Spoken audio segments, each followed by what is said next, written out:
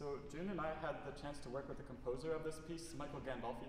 So I wanted to tell you a little bit about the piece before we play it. So as you can probably tell from the title, this piece tells part of the story of Pinocchio. So in the first movement, we hear the actual birth of Pinocchio.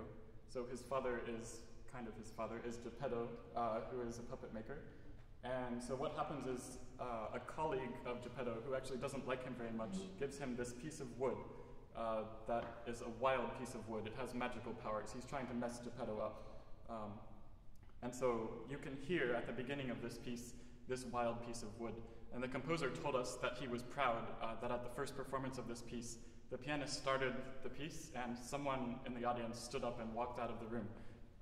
Because the beginning of this piece sounds kind of like your worst nightmare of a 20th century piece. It sounds like just banging on the piano, basically. And so that represents this wild, untamed piece of wood.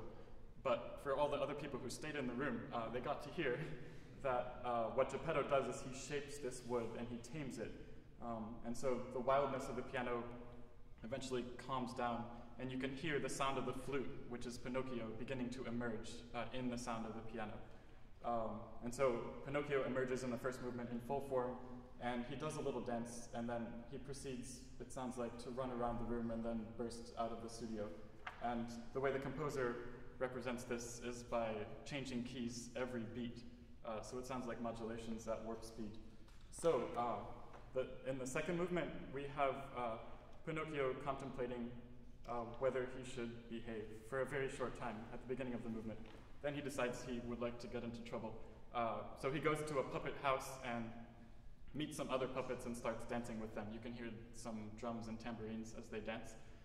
And then there's this menacing fire eater.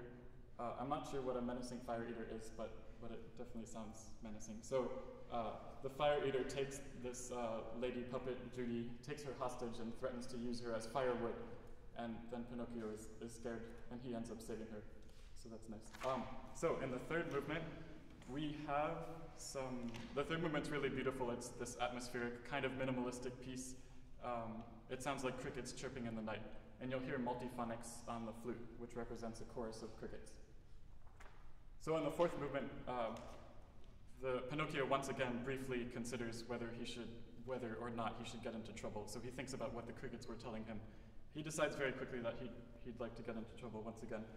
And so he's chased by a fox and the cat. And you'll hear a lot of canonic figures in this movement. There are melodic figures imitating each other.